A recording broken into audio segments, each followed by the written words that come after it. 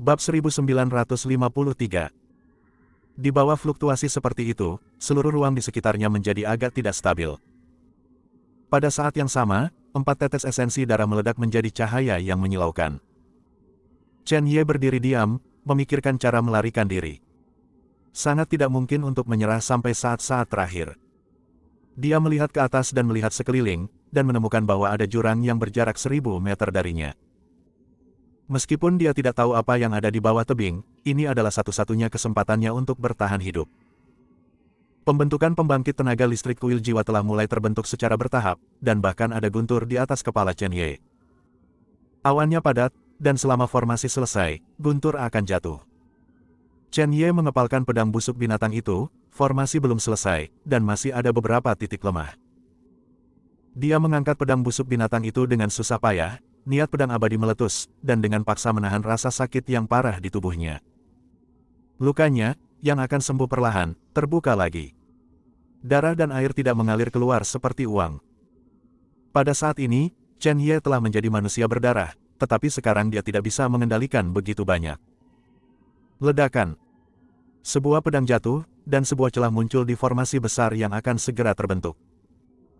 Seteguk darah menyembur keluar dari mulut Chen Ye, dan pipinya yang semula pucat bahkan lebih tidak berdarah. Ketika pembangkit tenaga listrik Soul Hall melihat adegan ini, dia segera memiliki firasat buruk. Saya ingin menghentikan Chen Ye, tetapi sekarang sudah terlambat. Chen Ye menyeka darah dari sudut mulutnya dan bergegas keluar dengan susah payah. Saat dia bergegas keluar, 4 pembangkit tenaga listrik Istana Jiwa sedang dalam pengejaran. Pada saat ini, meskipun kecepatannya sedikit lambat, pembangkit tenaga listrik di belakang Istana Jiwa tidak jauh lebih baik. Mereka sudah mengalami luka dan mengeluarkan darah, yang hanya akan membuat luka mereka lebih serius. Mata Chen Ye menjadi semakin bingung, tetapi dia tidak bisa jatuh, hanya 300 meter dari 1000 meter. Baginya, 300 meter hanyalah 3 napas waktu. 4 pembangkit tenaga Istana Jiwa mengerutkan kening ketika mereka melihat arah pelarian Chen Ye. Di bawah tebing itu tabu. Chen Ye tidak tahu, tetapi baginya, masih ada kesempatan untuk melompat ke tebing. Jika dia tidak melompat, dia bahkan tidak akan memiliki kesempatan terakhir. Datang ke tepi tebing, Chen Ye terhuyung dan melompat. Saat dia melompat turun, dia menutup matanya dan pingsan sepenuhnya. Hal berikutnya, semuanya hanya bisa diserahkan kepada takdir. Namun, Chen Ye tidak mendengarnya, dan sebuah suara datang dari alisnya, menarik. Saya tidak meminta Anda untuk pergi ke sana, tetapi Anda sendiri yang pergi ke sana. Aku lupa memberitahumu sekarang, itulah alasan terbesar untuk membangunkanku. Sepertinya nasib antara kamu dan iblis jauh lebih sederhana daripada yang kukira. Suara menghilang. Kegelapan. Itu adalah jurang wilayah pembunuhan Qiankun. Sebuah jurang yang tak seorang pun berani menyentuhnya. Beberapa pembangkit tenaga Istana Jiwa datang ke tepi tebing, melirik ke bawah, dan ketakutan yang mendalam melintas di mata mereka. Karena binatang kecil ini telah melompat ke 9 laut meter dari wilayah pembunuhan Qiankun, ayo pergi. Salah satu pembangkit tenaga Istana Jiwa menggigil tak terkendali ketika dia menyebutkan laut 9 netherworlds. Bagi mereka, Sea of Nine Netherworld adalah hal yang tabu, selama mereka melompat turun, tidak ada yang bisa keluar hidup-hidup. Bahkan jika mereka melompat ke alam bukaan bintang, mereka akan mati dan hidup, dan tidak akan ada peluang untuk bertahan hidup sama sekali. 3 pembangkit tenaga Soul Hall lainnya sedikit mengangguk, dan bahkan jika mereka melihat ke bawah, mereka merasakan ketakutan yang tak ada habisnya. Chen Ye melompat ke lautan 9 pengasingan, dan di mata mereka, dia sudah menjadi orang mati. Sekarang Chen Ye sudah mati, mereka tidak peduli tentang itu. Apa pengaruh bakat seorang seniman bela diri terhadap langit? Selama saat kematian, semuanya benar-benar menghilang. Ayo, pergi ke sarkofagus, eksperimen itu belum berakhir. Waktu Tuan Ola meninggalkan kita hampir habis. Chen Ye tidak tahu berapa lama untuk jatuh, tetapi hanya merasakan sakit parah dari tubuhnya. Rasa sakit ini untuk sementara memulihkan kewarasannya dan melihat sekeliling. Ditemukan bahwa semuanya adalah energi iblis hitam, dan energi iblis ini telah dipadatkan, membentuk lautan yang luas. Di sekitar Chen Ye, sejak dia jatuh, ki iblis yang tak terhitung jumlahnya melonjak ke tubuhnya. Ki iblis ini sepertinya siap untuk melahap Chen Ye. Apa? Chen Ye meraung kesakitan, dan seluruh orang jatuh koma lagi. Ketika dia dalam keadaan koma, di sebelahnya, 20 binatang buas muncul. Monster-monster ini awalnya adalah monster, tetapi mereka terinfeksi oleh energi iblis di dalam dan berubah menjadi monster. Monster-monster ini menatap Chen Ye, dan mata mereka bersinar terang. Salah satu harimau iblis datang ke sisi Chen Ye, dan air liur di mulutnya akan mengalir keluar. Mereka tidak tahu berapa lama mereka tidak melahap daging dan darah ras manusia. Harimau iblis mengangkat kaki depannya, dan cakarnya yang tajam memancarkan cahaya dingin. Ketika dia ingin menikmati makanannya, sebuah cahaya tiba-tiba muncul di antara alis Chen Ye. Mata iblis terbuka. Mata iblis sebenarnya mulai menyerap energi sihir dengan gila-gilaan. Dengan Chen Ye sebagai pusatnya, energi sihir di sekitarnya membentuk tornado yang terus-menerus masuk di antara alis. Ketika ki iblis ini terus mengalir ke tubuh Chen Ye, energi yang dikumpulkan oleh mata iblis terus-menerus membentuk sosok. Sosok itu secara bertahap muncul, mengungkapkan hantu. Hantu itu menjaga sisi Chen Ye dan melirik keajaiban di sekitarnya. Gulungan. Meludahkan sepatah kata pun, binatang-binatang ini memuntahkan seteguk darah. Kekuatan kata itu sangat menakutkan. Anda harus tahu bahwa binatang buas ini adalah kekuatan lubang bintang, katakan saja sepatah kata pun, Anda dapat membuat binatang buas ini muntah darah. Ini masih hantu, jika itu adalah tubuh asli, seberapa kuat itu? Binatang itu berdiri dengan susah payah, melirik hantu itu, dan pupilnya menyusut, dan seluruh tubuhnya terus-menerus bergetar. Ini. Binatang iblis ini berlutut di samping hantu parubaya, tidak berani melihat ke atas. Su Ying melirik binatang-binatang ini dan berkata perlahan, pergi ambil mata air kuning, rumput ajaib spiritual 10.000 tahun, dan batu ajaib api. Begitu suara bayangan virtual jatuh, binatang buas ini pergi satu persatu, mereka telah mengaktifkan kecerdasan mereka dan secara alami mengetahui hal-hal ini. Setelah binatang itu pergi, bayangan virtual itu melirik Chen Ye yang sedang koma, dan menatap ke depan laut 9 ketenangan. Keberuntungan dan kemalangan bergantung satu sama lain. Nak, sepertinya kamu ditakdirkan untuk mewarisi jubah Kaisar Iblisku. Setelah Kaisar Iblis selesai berbicara, dia berhenti berbicara. 2 hari telah berlalu, dan binatang ajaib yang telah menghilang kembali satu persatu, mereka memegang barang-barang di tangan mereka, yang kebetulan seperti rumput ajaib spiritual 10.000 tahun. Warcraft memandang Kaisar Iblis seolah-olah itu adalah orang percaya yang paling taat.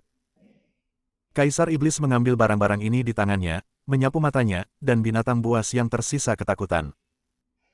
Hal-hal ini secara khusus digunakan olehnya untuk membuat tubuh iblis untuk Chen Ye. Meskipun Chen Ye sudah memiliki tubuh abadi, tidak akan ada konflik di antara keduanya. Jika Anda ingin benar-benar melangkah ke jalan iblis, Chen Ye Guang tidak dapat memiliki tubuh abadi. Bab 1954. Tubuh abadi terutama ditujukan pada daging dan darah Chen Ye, tetapi tubuh iblis berbeda dan ditujukan pada cara iblisnya. Setelah tubuh iblis terbentuk, Chen Ye akan menjadi lebih kuat setelah terpesona. Bisa dibayangkan jika keduanya digabungkan, tubuh Chen Ye akan mencapai ketinggian yang menakutkan. Kaisar Iblis memandang Chen Ye dengan mata yang rumit, dan bergumam, wah, sudah takdirnya kau dan aku bertemu. Ketika saya mencapai puncak Lingwu, saya tidak pernah berpikir bahwa saya akan terlibat dengan orang lain. Penyebab dan akibat dari dunia ini sulit dipahami. Kamu mendapatkan manik ajaib di Kunlun Su, yang mewakili penyebab antara kamu dan aku. Adapun buahnya, itu adalah keberadaan yang kita lawan bersama. Jalan sihir ditakdirkan untuk menjadi jalan kesepian, jalan tidak berperasaan, dan jalan membunuh. Namun, masih ada kehangatan dan kebenaran dalam cara ajaib. Aku memperhatikanmu selama ini. Aku melihat bayangan masa laluku di dalam dirimu. Sangat bagus. Bahkan, aku pikir kamu lebih cocok untuk iblis daripada aku. Untuk iblis, bebas dan santai, dan pergi ke hulu, saya harap Anda tidak mengecewakan saya. Pada saat ini, Kaisar Iblis dipenuhi dengan emosi. Peristiwa masa lalu terus bermunculan. Ayo mulai. Setelah selesai berbicara, Kaisar Iblis mengepalkan jarinya, dan energi iblis yang mengepul menyelimuti Chen Ye. Energi sihir menembus langsung ke kulit dan sumsum tulang Chen Ye seperti pisau. Namun, segera, seberkas cahaya meledak dari tubuh Chen Ye, menjaga Chen Ye. Tubuh abadi menghalangi masuknya energi iblis. Wah, aku tahu kamu bisa mendengarnya, santai, itu kuncinya. Chen Ye, yang dalam keadaan koma, sedikit mengernyit, seolah-olah dia mendengar kata-kata Kaisar Iblis, dan cahaya tubuh abadi memudar. Biarkan energi iblis melahap seluruh tubuh. Ada suara berderak di seluruh tubuh Chen Ye, seolah-olah tulang akarnya benar-benar patah. Proses ini sangat menyakitkan, tapi untungnya Chen Ye dalam keadaan koma dan tidak merasakan banyak rasa sakit. Setiap kali, Kaisar Iblis akan benar dan tidak akan menyakiti asal Chen Ye. Ini adalah proses yang sangat menantang dan panjang, bahkan Kaisar Iblis membutuhkan waktu sehari. Selanjutnya, dia perlu melelehkan batu ajaib api ke dalam tubuh Chen Ye. Biarkan Chen Ye dan batu ajaib api bergabung menjadi satu. Kemudian, tambahkan jus rumput ajaib roh 10.000 tahun. Sekarang Chen Ye, ada garis hitam aneh di kulitnya. Ini adalah pola sihir legendaris. Ini adalah awal dari keajaiban. Selain itu, energi iblis di sekitar Chen Ye menjadi semakin kuat. Sea of Nine Serenities ini tampaknya sangat menerima Chen Ye saat ini. Pada akhirnya, air ajaib mata air kuning menetes ke organ dalam Chen Ye. Meskipun proses ini sederhana, rasa sakit yang ditimbulkannya 10.000 kali lebih menyakitkan. Jika organ dalam dan 6 organ dalam ingin bergabung dengan air ajaib Huang Quan, tidak ada kesalahan dalam proses ini. Selama ada sedikit masalah, Chen Ye pasti akan mati. Dengan adanya Kaisar Iblis, hal semacam ini secara alami tidak mungkin. Setelah semuanya siap, Kaisar Iblis menunggu dan mengawasi selama 3 hari. 3 hari kemudian, Chen Ye akhirnya bangun dari koma, dan ketika dia bangun, dia melihat perubahan di tubuhnya secara sekilas. Ketika dia melihat ke atas dan melihat Kaisar Iblis, dia mengerutkan kening, mata iblis, mengapa kamu keluar? Kaisar Iblis tersenyum dan menceritakan apa yang terjadi setelah Chen Ye tidak sadarkan diri. Ketika Chen Ye mengetahui tubuh iblisnya, dia melirik Kaisar Iblis dengan rasa terima kasih, yang sama dengan rahmat penciptaan kembali. Apakah itu yang kamu katakan membuatmu bangun? Chen Ye melihat sekeliling dan berkata dengan rasa ingin tahu. Kaisar Iblis mengangguk, tempat ini disebut Laut 9 Ketenangan. Laut 9 Ketenangan pernah menjadi milik domain iblis. Adapun mengapa itu muncul di sini, saya khawatir itu adalah bencana di domain iblis tahun itu, ruang yang bergejolak. Tapi tidak mudah untuk membunuh alam semesta. Chen Ye mengangkat alisnya ketika dia mendengar ini. Dilihat dari mural keluarga Qian Kun, dia menemukan bahwa tempat ini tidak biasa. Mata iblis, apakah kamu tahu di mana pedang beku abadi yang mulia terperangkap?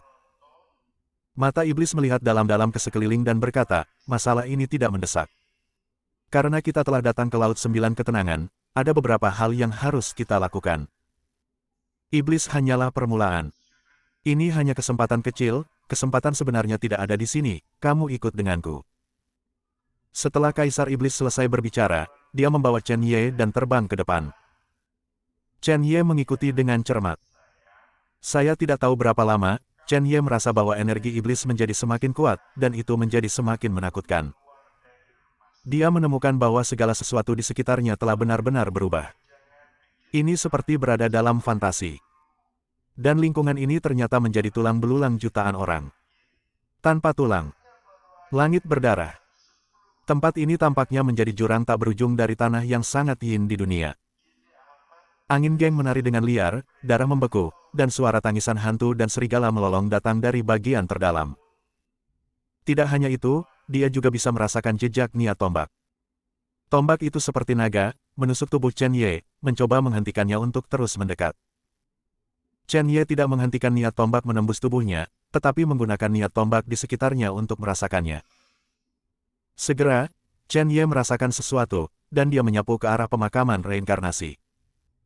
Sebuah pistol panjang yang telah tertutup debu selama bertahun-tahun ditemukan gemetar. Pistol ini adalah rahasia keluarga Su Ye Lingtian di Kunlun. Tombak pembantaian surga Jeoyu. Di pistol inilah Chen Ye melihat orang iblis. Orang yang telah jatuh ke dalam iblis adalah dirinya sendiri. Kemana mata iblis akan membawanya? Mengapa tombak pembantaian surga Jeoyu bergetar saat ini? Ini seperti, sangat bersemangat. Lihat ke depan. Chen Ye telah memahami maksud dari pistol itu, dan tanpa sadar telah pergi selama 1 jam lagi. Jika bukan karena Kaisar Iblis yang berbicara, dia mungkin masih akan mengerti. Chen Ye mendongak, dan matanya menjadi panas. Di atas dinding, pistol panjang dimasukkan ke dinding batu. Tubuh pistol itu hitam, dan ada niat senjata tajam, dan kepala pistol itu memiliki cahaya dingin, seperti jiwa Jeoyu. Tubuh pistol panjangnya sekitar 3 meter, meskipun seluruh tubuhnya hitam, Chen Ye dapat melihat bayangannya sendiri dari tubuh pistol. Aura kehancuran di sekitarnya datang dari tombak. Chen Ye menatapnya dengan cermat, dan menemukan bahwa ada 5 kata kuno kecil yang tertulis di tombak panjang, tombak pembunuh dewa. Namun, Chen Ye samar-samar merasa bahwa tombak ini sangat mirip dengan tombak pembantaian surga Jeoyu. Bahkan nafasnya agak konsisten. Ini adalah kesempatan Anda yang sebenarnya, tetapi jika Anda ingin mendapatkannya, Anda harus mendapatkannya sendiri. Begitu suara Kaisar Iblis jatuh, dia menatap Chen Ye. Ada pandangan tegas di mata Chen Ye, dan dia harus mendapatkan tombak penghukum dewa. Bagaimana kesempatan seperti itu bisa diberikan dengan begitu mudah? Chen Ye mengangkat langkahnya, dan baru mengambil 5 langkah, ketika tiba-tiba niat tombak yang tak terhitung jumlahnya menyapu dengan panik. Eksekusi tombak iblis surga sudah memiliki tingkat kecerdasan tertentu, dan tuannya harus tak tertandingi untuk mendapatkan persetujuannya. Di mata Algojo Dewa, kekuatan Chen Ye jauh dari cukup. Seorang seniman bela diri ranah Taois, kekuatannya terlalu rendah hati. Tidak pantas untuk mengendalikannya. Sudut mulut Chen Ye naik sedikit, dan tidak ada ekspresi malu-malu di matanya sama sekali. Melanjutkan langkah demi langkah, niat tombak pamungkas merobek pakaian Chen Ye dan jatuh ke daging dan darahnya dengan gila. Centang, centang. Setetes darah menetes dari tubuh Chen Ye, bahkan jika dia mengambil langkah dan maju selangkah, itu sangat sulit. Tombak iblis eksekusi surga menolak.